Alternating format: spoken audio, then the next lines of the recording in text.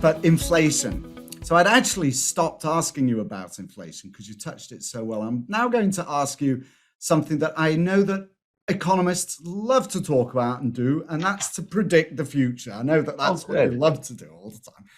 So how severe do you think inflation can get? I actually was asked recently about hyperinflation, and I'm not sure the person asking me actually knew what that meant, but you do. Hyperinflation being hundreds or thousands of % a day. What is something crazy? What do you think?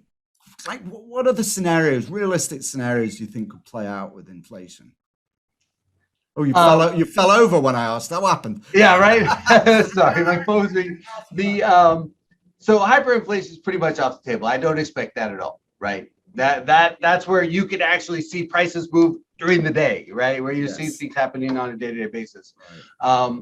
But we could see elevated inflation. Right now, depending on which measuring stick you're using, is somewhere between 5 and 8%, 7.5%, 8%. Depending on if you're using CPI or core CPI or PCE or core PCE, there's a whole bunch of different options. Right. But what I can say is all of them are higher than they're supposed to be.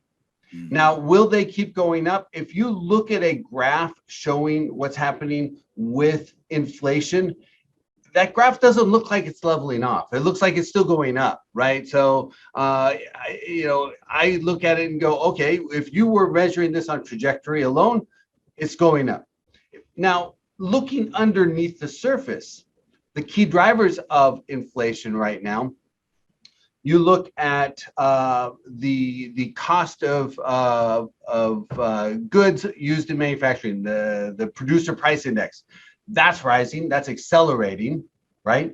The underlying materials, the raw materials, we have all of these sanctions going on with Russia that could cause further reductions of availability of raw materials, right? There's also issues with the pandemic going on in China right now, which is reducing the availability of raw materials. We have some tariffs still in place that are slowing down availability of materials out of other countries. We have lumber prices that are still quite high. They're double what they were before the pandemic.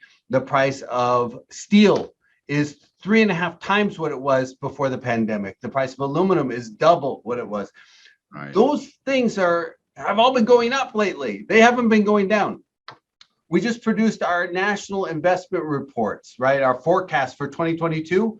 And I spent my morning this morning down at the printing company because the printing company, and they're a huge printing company, ran out of paper. They can't get paper right now. So you see all of these shortages. Okay, those shortages translate into inflation. In addition, you look at the cost of housing, that's rising pretty aggressively. You look at the price of wages, right? Wage inflation is 5.5%. Normally it's 2.5%. So it's double what it would normally be. So we see all of these drivers, not just the headline number, not CPI, not core CPI or PCE. What you have are underlying drivers of inflation that are still very high and in many cases rising, which implies that this is going to be around a while, which implies it could keep going up over the next few months. And I think this is why the Federal Reserve at their meeting on the 15th of March came out and said, hey, this is a little worse than we thought. We're going to hit this a little harder than we originally talked about. Right. And so that's why the Fed is going to try to grapple with this beast. It's going to be a big challenge for them.